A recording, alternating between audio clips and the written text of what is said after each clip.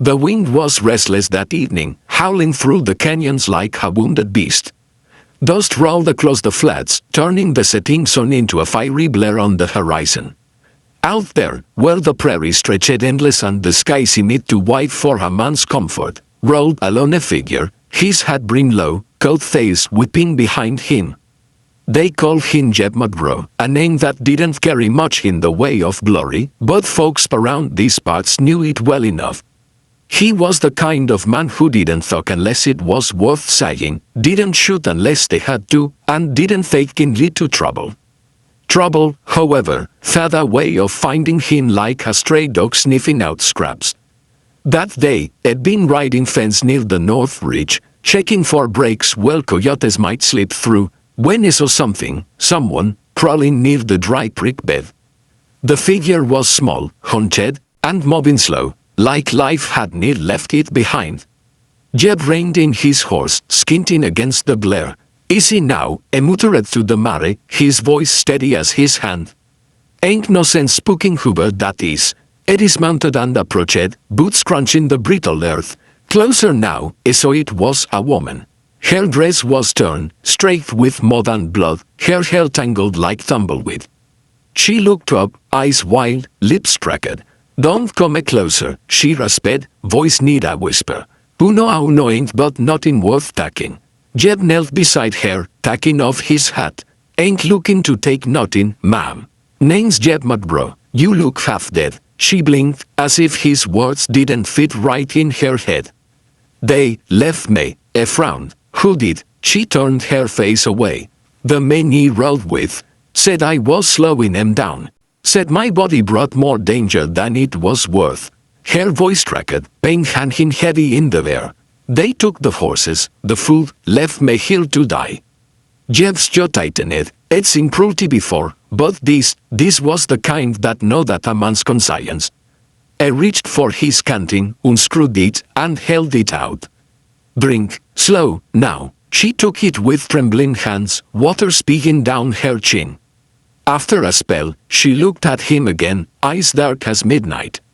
Why are you helping me? You don't even know my name. A glance toward the sun, now sinking behind the ridge.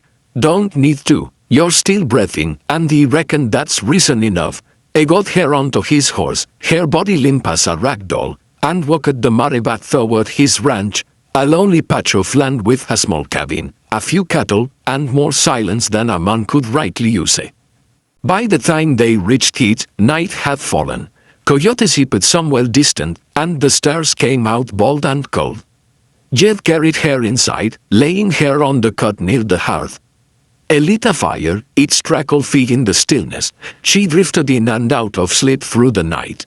Sometimes she muttered names I didn't know. Sometimes she wept, so soft it near broke his heart. When dawn came, Jeb was sitting by the table, pouring black coffee into a tin cup. When she woke, she tried to sit up but winced. Easy, I said. You teared them bandages. She looked down, so her wounds were wrapped. You did this, I nodded. Best he could manage. You got a nasty cut on your side. Lucky it didn't go deeper. She watched him a long while before speaking. My name's Clara Dawson. Pleased to meet you, Miss Dawson. Or should he say Mrs.? She shook her head. Ain't nobody's wife. I gave a short nod. Then Clara it is. They stormed 2 weeks. Clara held slow, but her spirit came back quicker than Jeb expected. She'd sit on the porch sometimes, staring out at the endless land. I'd catch her famine now and then, something from a past she didn't much talk about. But one evening, when the wind was low and the world felt almost at peace, she told him. I was with a wagon train, she said, voice low. Headed west for California. Thought maybe I find summit in there, new start, maybe. But the men in our group, she hesitated. They weren't good men, Jeb. They saw me as something to be used, not someone to be helped. When he fought back, they called me poison. Said I'd bring trouble on them. They left me without a word. Jeb stared into his coffee. Some men don't deserve the breath God gave them. She looked at him, eyes glistening. Why are you so kind to me? You don't even know what I've done. I met her gaze. Don't need to. Everyone's but boasts. Ain't my business to judge 'em. She smiled faintly then, a tired kind of smile. You're a strange man, Jeb McGraw. I chuckled. Heard that before. Over time, she began helping around the place, mending clothes, feeding chickens, even riding out to check the cattle. Jeb didn't say much, but I noticed the way her laughter changed the quiet of the ranch, noticed the way she looked at the sunset like it was something she hadn't seen in years. But peace out here never lasted long. One night, as a storm rolled over the plains, 3 riders came thundering up the path. Their shadows caught hard against the lightning. Jeb stepped out onto the porch, rifle in hand. "Evening," he called out, voice calm but steady. The lead rider grinned, yellow teeth flashing. "Evening, friend. He'll tell you're keeping a lady here. We got business with her." Jeb's eyes narrowed. "You best turn that horse around." The man spat into the mouth. "She stole from us, left without paying what she owed." Jeb didn't move. "Don't see how that's my concern." "She's our concern," the man hissed. "Now stand aside, cowboy." Thunder rolled. Jeb raised the rifle just enough for the man to notice. "Ain't happening." For a moment, the air went still, so still you could hear the rain hitting the dirt. Then one of the riders reached for his gun. That was all the time Jeb needed. His rifle cracked, the sound split in the night. The man tumbled from his saddle, lifeless. The others froze. Jeb's voice was low, cold. "You tell Hoover St. Hill that Clara doesn't ain't theirs no more. She's under my roof now. You come back, and I'll bury you myself."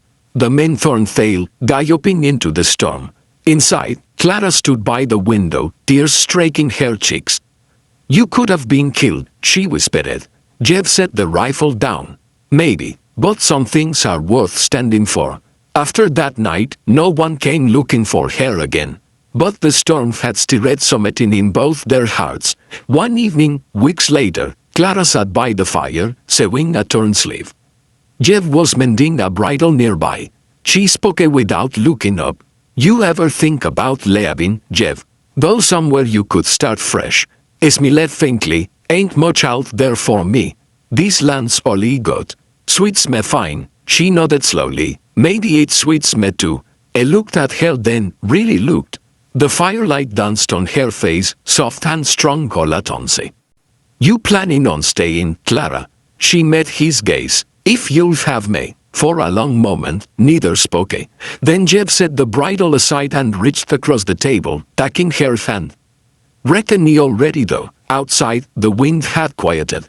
The land stretched on forever, wide and untamed. But inside that little cabin, for the first time in years, there was something close to peace. Time rolled by, seasons shifting like the pages of an old, worn book. They walked side by side, wading fences, tending cattle, mending what life had torn apart. Folks in town talked about the strange pair leading out by the ridge, a quiet man and the woman it saved from the desert. But to Jeb and Clara, it didn't much matter what folks said. They'd both been abandoned once, by others, by the world itself. Yet somehow, out there under the endless sky, they found something neither thought they'd ever have again. Belonging, and maybe, just maybe, love. The prairie wind carried their laughter through the grass, mingling with the sound of the horses and the rustle of the cottonwoods.